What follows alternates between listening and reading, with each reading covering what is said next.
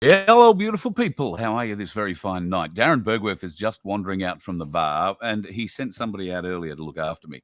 I'm just kicking this show off earlier, so Darren knows what the hell I'm doing. There is a big night happening tonight at the Belmont Hotel in Bendigo. If you want to come along and join us, it's a My Place Do. We would love to see you here. So come along, join us at the Belmont Hotel. There's a big dinner happening in the inside where it's nice and warm. We're actually outside here in the beer garden. At the moment, it's only Bergwerf and I, and a couple of lovely ladies who've popped past. They're from Billboard Battalion, of course, who've been floating around. We've been sort of bumping into each other on the road in the last few. It's all happening. So yeah, we've got a bit going on. And tonight is really a celebration of My Place, particularly in Bendigo. There were some hurdles to begin with in Bendigo, and this is a bit of a celebration to say we're over those hurdles, and there's a great large group inside where it's warm getting ready to have dinner. So this won't be a long show. Can I give you the drum? I do want to give you a little bit of news about what's going on tomorrow. Now, tomorrow is the day where we all go and vote whichever way you want to go and vote, or you don't go and vote at all. There is arguments for and against on all sides. You've heard mine, you've heard Darren's, and you've heard just about everybody else's. So I don't think any amount of talking about it's going to change your mind one way or the other during this show. However, there are people who are doing a great deal of research and a great deal of paperwork and a great deal of legal work to try and stop this referendum from happening tomorrow. I'm associated with one of those people, and he's been on the phone to me today saying that he's submitted all his paperwork to the High Court. The registrar today has agreed that he may well have a very good point.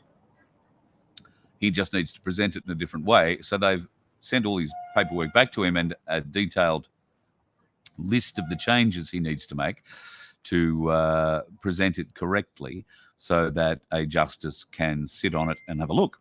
Now, they've said, get that back to us tonight. So he's working feverishly on that. What does that mean? Well, I suppose injunctions can be raised at any time, day or night. So if somebody was looking at this, the registrar decided they were going to get up and wake the justice up and say, look, you really have to look at that. Yes, it could happen. Is it likely to happen? I don't know. I wouldn't go holding my breath about that. All right, so the polls open at 8 a.m. What happens if the court then looks at it at 8 a.m.? Well, I guess they can issue an injunction, and that would close the polls fairly smartly. So are they, once again, likely to do that? I would like to think they would, because it is actually the lawful thing to do. But we know that this government, and particularly the person in charge of the AEC, Tom Rogers, we're talking about you, mate. And I think your name features quite heavily in this paperwork that I'm referring to, because it's not an attack on the writ. It's not an attack on the Governor-General. It's not an attack on the parliamentary process. It's an attack on the bureaucrat running it. And that is key, because that bureaucrat has not stood up to his fiduciary obligations in that role, and it can be proved. He currently stands, according to the documentation my friend is putting forward, he stands in contempt of the Supreme Court. So this is a serious issue, and it's a deep law issue. It can't be just ignored and turned over. Although, of course, every one of these sorts of decisions can be ignored and just turned over. Depends how much you pay the appropriate person, if they're pliable that way. Now, I'm not suggesting that the justices in the Supreme and Federal High Courts are, unclean that way. However, their actions will speak more than their words. Oh, look, there's nothing we could do. Oh, the polls were already open. Oh, no, they didn't dot that I correctly, or they didn't cross that T correctly. And that's how these things get rejected. They don't get dismissed on their merit. They get dismissed on a technicality. And the court goes looking for those technicalities to dismiss these kinds of arguments. So, I don't know. It'll be interesting to see how that actually plays out. But I have my doubts that it's going to make any significant difference in what's going on tomorrow. So regardless of which way you go tomorrow, just bear in mind, I don't think it really matters. I don't think that there is a result that we can vote for that they're actually going to endorse or work with.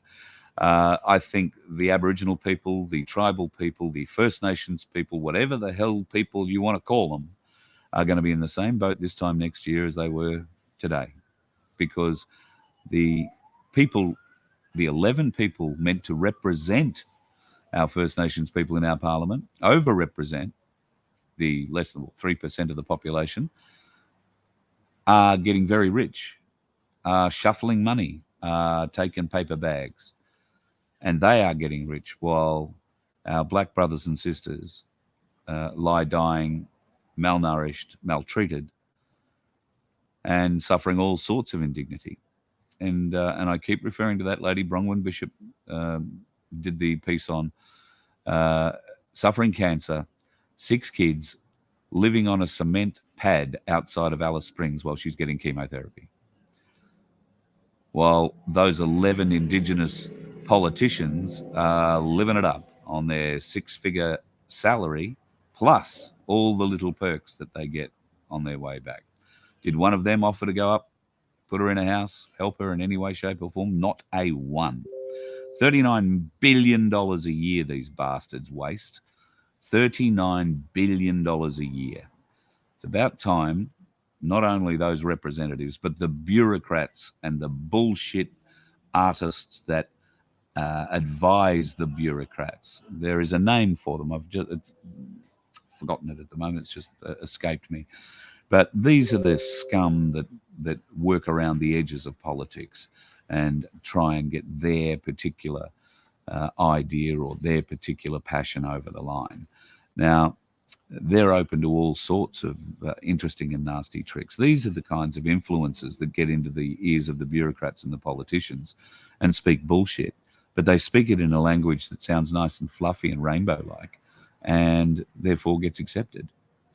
Also, there's clearly a bit of deep state help coming up for them as well. So I can't wait to see the end of that sort of shit, if I'm absolutely honest.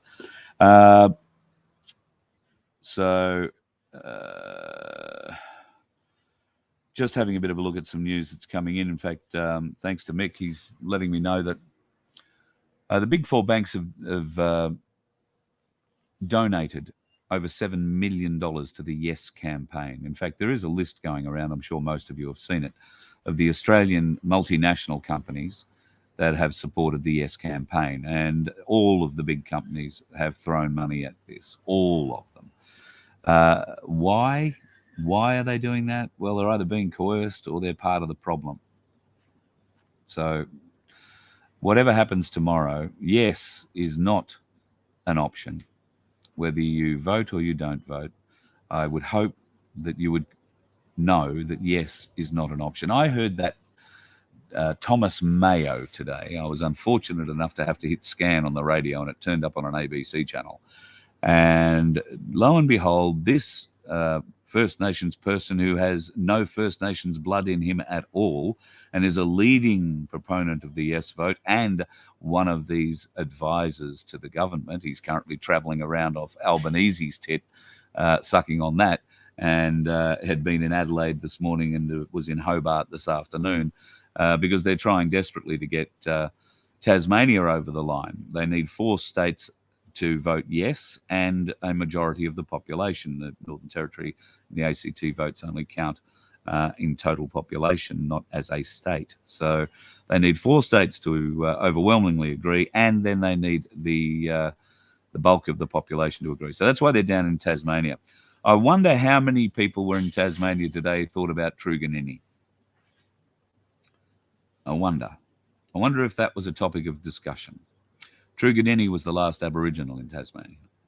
What happened to the Aboriginals in Tasmania? Most of them were kicked to death, beaten to death, or slaughtered when colonisation happened. I'm not saying that it was a sport. There was a war going on. They were fighting as well. However, the First Nations people were effectively exterminated from Tasmania. So Truganini, as far as I understand, is the last true blood Tasmanian Aboriginal, and they were murdered. Midnight Oil did a great song about it, tells the story of it. So don't know why they're going to Tasmania, but maybe they do expect a bit of support there for the yes vote. I don't think it's going to be as overwhelming as they hope. And this Thomas Mayo of Jewish Sri Lankan extraction is telling lies to the people by saying, oh, yes, and he's referring to himself in the royal we sense, I suppose, as a First Nations person. He is not. He is not. He is a political activist with a very great desire to see treaty enacted and to see reparations paid. He's the one that wants to see a percentage of our gross domestic product be handed back over to First Nations people. Exactly which First Nations people, I wonder, Thomas? Maybe those 11 and the bureaucrats that support them in our parliament, the ones that already handle $39 billion a year or mishandle it. Absolutely bloody pathetic. That's what that is. So I hope tomorrow, if you are going to vote, it will be no. I encourage you very much to do that. And of course, take your own biro, a pen. Use a pen if you're going to vote. Use a pen, take your own pen. Do not take their pencil. Make sure you put your mark in biro, something they cannot erase. That is probably more important than just about anything else. So Have Faith says Tasmania's about 80% no. Well, that'd be great. I haven't spoken to Black Sheep in a little while. He's not far out of Hobart, but I know he'd certainly be on that bandwagon too. So good to hear that if that is the case, then the Tasmanians are on the money. Graham, what have you got here? Big business needs to kowtow to equity and inclusion. It is coming from the elites in the US and Europe, and by God, aren't they giving us so much to think about at the moment with what's happening in Israel, what's happening in America. Joe Biden just bumbling around through it all. I was having a discussion last night with somebody in Echuca. Oh, I must mention a great night in Echuca last night. Thanks to everybody who came along to the Ainsley Bullion show. Michael and his team put on a great presentation with Cass Smith, of course, from Freedom Financial Solutions. A lot of people were interested in catching up and finding out the Q&A I found really interesting because there was a lot of questions that I'd never asked Cass about SMSF setups that came out in that meeting. I learned a great deal about it. If you are worried about your super or just want to get control of your wealth, then you need a self-managed super fund, and Cass and the team at FFS are the people to talk to. So if you email me, carl@vofhq.com, I will send that through to them. One of their team will be in touch with a questionnaire. If you fill that out and send it back, the process begins. And I think I said yesterday very briefly that the superannuation companies who had been dragging their feet in these payouts for some time have made an alteration to the way they're doing business. And in fact, the girls broke a new record or made a new record the other day in getting a go-to-woe SMSF set up and the gold and silver in the bank or in the person's hand in 2.5 weeks. Normally it takes sort of 5 to 8 weeks. It has been taking 4 months in some cases because the super companies just were trying to hang on. And they have a fiduciary duty once this request is made to turn the funds around within 3 weeks. They were really very slow on many people's accounts, and Cass and her team went in to fight about that and were on the brink of taking them to court, all the super companies to court, because they were dragging their feet on what people wanted. And all of a sudden that went away and they started doing their right thing, I think. So may not be exactly the way that it happened, but at least they've started to lift their game. If you want that security, don't think that you got a couple of $100,000 in super with Oz Super or any other big super company. Don't think it's safe. If that market crashes, your money's gone, because it's all in the stock market. It's all in the stock market. Now, nobody's saying you should get it all out or you have to get it all out. You don't. You can leave some in there if you really want to. But I would be getting a percentage of whatever you have tucked away in super, diverted into a self-managed super fund that gives you control of your wealth again, and it will not be able to disappear. There are more seminars for Ainsley Bullion coming up. In fact, one in Bairnsdale on the 17th, another one a couple of weeks later in Rosebud in Victoria. And I'm aiming to get back to a series of them that will be running in Queensland throughout early November, late October, early November. I think it's the 31st in Toowoomba, a few days later up in Gympie or the Sunshine Coast, Hervey Bay, Maryborough, Rockhampton, and then back down south, I think one in Brisbane or the Gold Coast, and then down to Ballina in northern New South Wales. So if you are interested in catching up with their team, and I think Cass will be coming to a number of those events in Queensland as well. She's definitely the lady with all the answers when it comes to SMSFs, so we look forward to seeing you at those events. I'm getting a bit of an eye over here. It looks like my steak might be ready inside. Tonight's show, a little different from what we were actually, well, we didn't really know what to expect, so we've set up in the beer garden, but they've got a hell of a party going on inside. It's just a bit rude for me to try and set up and ask people who aren't part of my place to settle down and be quiet. So I'm just going to sit out here in the background and pack my gear up very quietly. Tomorrow we're off to Maryborough. Now, if or Maryborough, where am I? Victoria, Maryborough. Yeah, I think I've said it right one way. At any rate, we're having a lunch in Maryborough tomorrow, and looking forward to seeing Bruce and Peter and the crew from my place in Maryborough. I think Darren and I are due to roll into town about 11 o'clock, but we might get in a bit earlier. Looking forward to that. And then I think Darren's heading home. He's been on the road a little while and needs to get back and do a bit of work. And I'm heading west. We'll be heading for Horsham. I might even try and call into a couple of places that I've spent a bit of time in my life. A little place called Referendum, which is on the Silo Trail, the Silo Art Trail, if you've been on that. I basically, my first 10 years were in Rupp, so I'd like to go back and have a bit of a look there. And today, we had a brilliant experience, Darren and I. We left Echuca, and Darren was actually looking at some land for My Place Solutions up there, and was speaking to a local and found out about a little town called Lockington. Now, Lockington's 25 minutes from Echuca. It's just a little country town, beautiful place. And the Lockington community was so upset when their pub closed and nobody was buying it to reopen it, that they banded together and started a community operation to buy the pub. So it is now a wholly community-run operation, which is spectacular in and of itself. I think there are 105 shareholders in a town that on the population signage as you drive in says 370. There might be 400 now, she said. But there are over 100 in local investors who tipped money into this to keep it going. They've refurbed it. I've taken some video and whatnot, which I will put together over the coming days when I've got a little bit of time, just so we can show you what it's like. Now, Rapanyup is in exactly the same basket. And for so many little towns, little operations, the pub is central, a focal point, not, to go and get pissed, but it's where all the cockies come in. They come and have a beer. They discuss what's going on. When the family comes to town, they come out for a meal. They come to the pub. It's a way of bringing people off their farms and into town.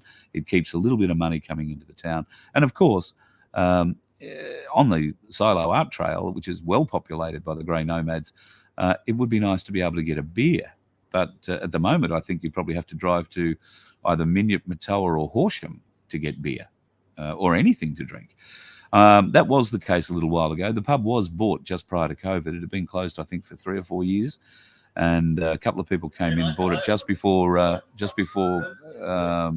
And then, of course, COVID took off. And that was the end of that. The pub had to close its doors again, and they weren't able to maintain the mortgage. So it's still down. Unfortunately, hopefully, we might be able to look at a model that Darren's learned a lot about today from the Lockington Hotel.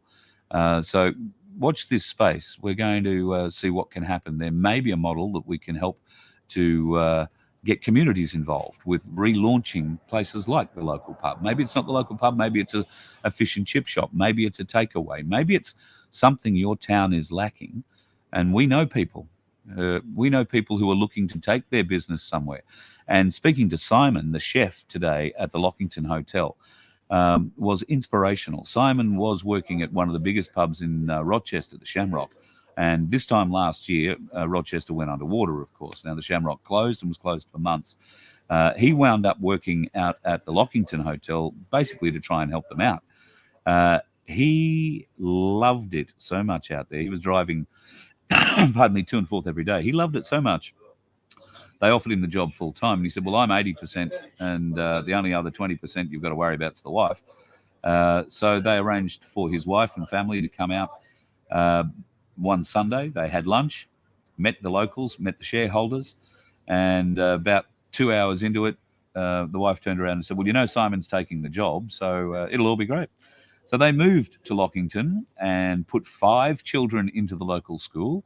And now the Lockington Hotel, the Lockington Community Pub, it's called Our Pub, is a foodie destination. And I can tell you the food is magnificent.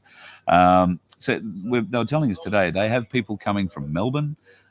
They have people coming from New South Wales, Echuca, Bendigo, Ballarat, all over, every day, coming in for lunch. And we were there before they opened today, and they invited us in. We had a coffee and a good chat before they opened the doors. We stayed around for lunch, and we watched that lunch trade go. Yeah, it's a great little stop. So if you happen to be in the northern parts of Victoria, around Echuca, around Rochester, around Bendigo, and you're looking for a great place to go and have a feed, the Lockington Community Hotel, Our Pub it's called, beautiful little town, and they are looking for someone who wants to open a takeaway business. I can tell you that there is a huge opportunity for even a food van out there. I think you would do a roaring trade. But they're very keen to get some kind of takeaway business back in the town as well. And who knows, there might be a community model to be involved with that too. This community model is something we all really need to look at. If you're a struggling small town and you need a business to come in, then what Darren's putting together with My Place and the people in the Gold Coast with the Unity Hub and of course the classifieds, the classified sections where businesses are helping people. This is just going to grow. So we want you to be part of it, folks. It's important that you understand what it's all about, and it won't really matter which way the vote goes tomorrow, because My Place is moving toward a self-sufficient model where food security, biosecurity will be looked after by ourselves, and we won't have to worry about the imposition of others' thoughts. So get into a My Place if you're not already part of it. Come and find us tomorrow in Maryborough. There's a great crew down there, Bruce and Peter looking after them there. I've met Jody tonight, who's taken over the Bendigo group, and looking forward to going in and meeting more of them shortly. And then Horsham, I know that there is a My Place group there, but I'm going to be coming through, so I think it's probably on a Sunday. So it's probably a bit much to try and catch up. I know you'll have things to do, but I might stay the night somewhere floating around town. So if you happen to see the bus, give us a yell, say hi. We're on our way to Adelaide, going to Mannum first and seeing Vince. We'll be looking forward to doing a show there. I think it's Tuesday night in Mannum, and I'll do a couple of lives from beside the Murray between now and then. I'm going to cut up a lot of the video that I've filmed over the last couple of days and bring that to you too. If you are out to vote tomorrow, be safe in the crowds. There's going to be a lot of idiots floating around doing all sorts of stupid things. And like I say, if you are going to vote, well, you're going to vote whichever way you're going to vote, if you are going to vote. If you're not going to vote, stand out the other side and just say, not for me. There'll be a few of us who are going to be doing that. But it's up to you. We'll also hope that my friend's legal case comes through, and that might stop it for us all. And if it does, it will stop it on a very interesting point, a legal point that we will need to look deeper into in the not too distant future. We will do another quick live tomorrow from Maryborough with the group over lunch, so stick around or come back for that. And there's a couple of interesting places that I'm going to be going through. I'll take the GoPro, hopefully, if I've got time and daylight, to do some filming. There are some very interesting rocks I'd like to show you, and I remember the story as a kid. I used to drive past them a lot, but some very interesting rocks that I want to go and film and tell you the story of.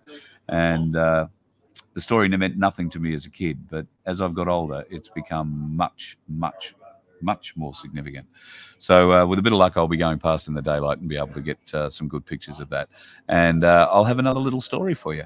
All right, folks, I'm sorry for the Queenslanders. We're a bit early tonight. For everybody else, we're sort of about the same time.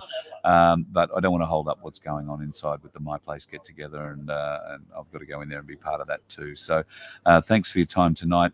If you haven't already joined us, why don't you become a member at vofhq.com?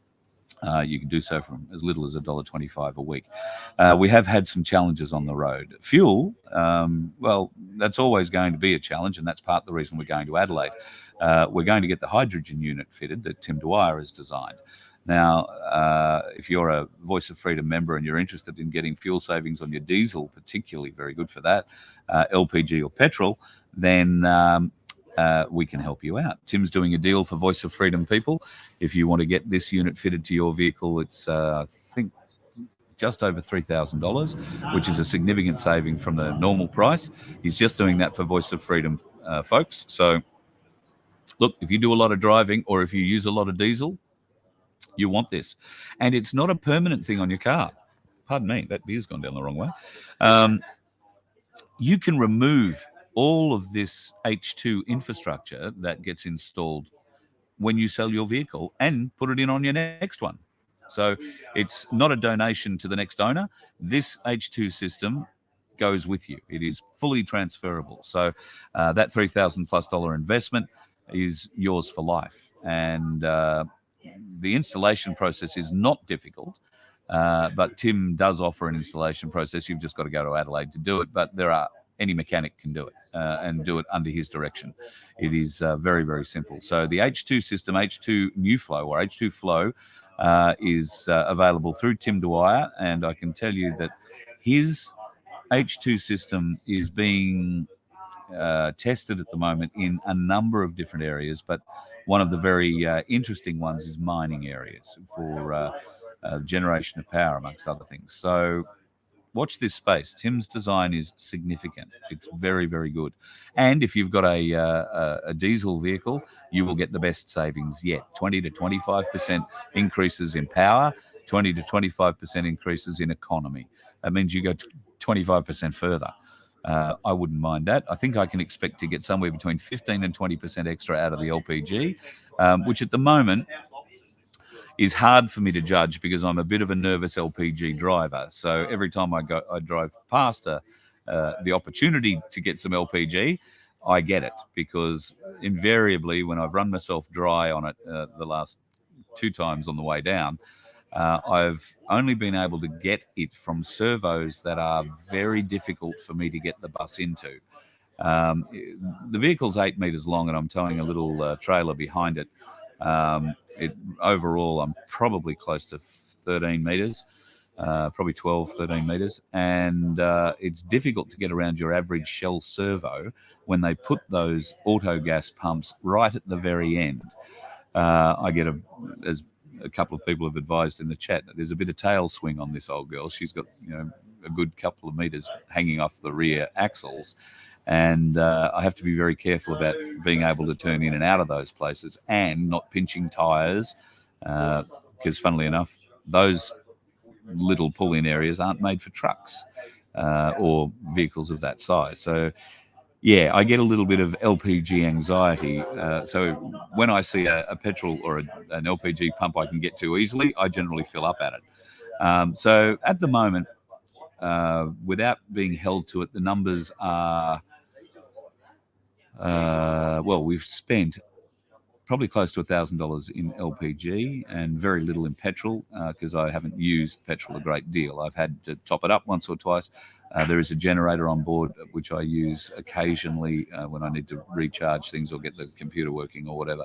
That uses petrol out of that tank. So we're not really sure. The petrol numbers will be insignificant at this stage. I am going to run a tank of petrol through it probably tomorrow and just see how far it gets us, just so that we've got a baseline for when we head back. But it should also be remembered that I am towing at least 750 kilos behind me, plus a whole heap of extra weight in the back of the bus for the guy I'm helping move back to Adelaide. and that's adding a bit of a drag on it. I had to take the trailer off the other day. We've had to do some repairs with tyres and hydraulics, particularly. Had to repair another hydraulic ram today. But yeah, took the trailer off and managed to drive around a little bit without the trailer on, and yeah, significant difference. I really didn't think it would notice 750 plus kilos, all that much, but it does. So I'm looking forward to losing that weight and getting back and getting some good figures on the way back from Adelaide. Coming back from Adelaide, people have been asking me where we're going to go. So I'm going to leave that open to you guys. If you want me to come back via your part of the world, then get in quick. Let Rachel know. Rachel@vofhq.com. Now, I'll tell you that at the moment, when I leave Adelaide, I have a choice to either go down through Mount Gambier and back along the coast through Warrnambool, over to Geelong maybe, and then back into Melbourne, or I come back down through Horsham. I am keen to get back to Echuca. There is a few things happening up at Echuca and a couple of interviews I'd like to do up there. So I may well go back along the Murray and then come back down to Melbourne.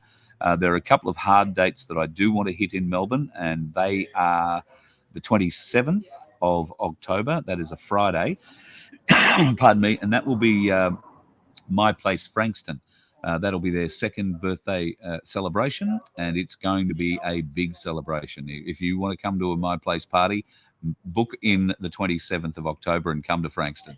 It's going to be huge. I think Darren's organised 4 bands. It's going to be a really big celebration. The whole back area, the alleyways will be blocked off. There'll be food, there'll be fun, there'll be frivolity, singing, dancing, all that sort of stuff. So that's the 27th of October. Definitely back in Melbourne for that. And probably in the days prior to that, I will be at Vic West, My Place. I'm trying to set that up with the girls as we speak. They came up to Wood End the other night. God love them. Jeez, we had some fun. And I don't know whether or not I should tell you exactly how entrepreneurial some of those operating Vic West, My Place, are. But let's just say when we have that show, there might be a product demonstration, a spritz that might shock you. We'll just leave it at that. All right, folks, there's got to be a steak and a whole heap of people sitting inside, so I'm going to race off, go and catch up with them. Thanks for joining us again tonight, and tomorrow we will be doing lunch in Maryborough. Don't know, actually, Darren's gone. I'm not exactly sure of the venue, but Darren and I will both do a bit of a live to let you know there is a venue, a pub somewhere or a park that we're going to, and if you want to come and catch up, say hi. We would love to see you. Learn a little bit more about My Place, learn a bit about the Voice of Freedom, maybe learn a bit about the Freedom Broadcasting Network and how you can be part of it. We'd love you to be part of it because we want to help advertise your business. We want to bring business to you. And like the businesses that have helped me out recently, McCulloch's Hydraulics in Shepparton, and the guys today, Campaspe Hydraulics in Echuca, absolutely wonderful folks. And Black Forest, the tyre guys, were awesome in Wood End. I am very happy to help you promote your business anywhere, anytime. So all you need to do is get in touch. So email me, I guess, carl@vofhq.com, and we'll go from there. Speak to you tomorrow, folks, and don't forget, be safe on the road. Stay away from the dickheads. You let one ant stand up to us, then they all might stand up. Those puny little ants outnumber us 100 to 1. And if they ever figure that out, there goes our way of life. It's not about food. It's about keeping those ants in line. That's why we're going back. Does anybody else want to stay? Let's ride!